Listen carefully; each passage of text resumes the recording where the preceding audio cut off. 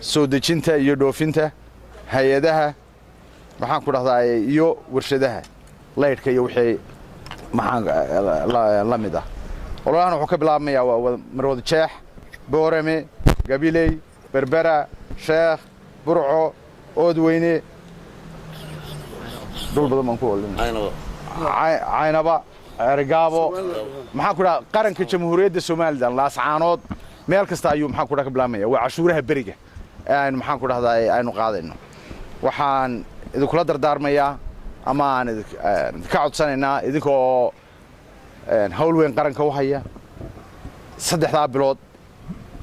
ololahan dhowrka cisho socon doona 15 cisho ayuu soconayaa 15 cisho waxaanu doonaynaa sanadkii dhamaadkiisii ayaa lagu jiraa ilaahayna ha idin la qabto waxaad karti leedihiin iyo xirfad iyo tababar waxaanu doonaynaa inay cashuurahaas ay ku soo xaroodaan shaqaalaha iyagana waanu la hadalay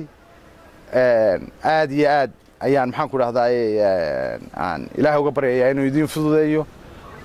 khayr baan idinku farayaa de shaqo wanaagsan wasiir waa mahadsantahay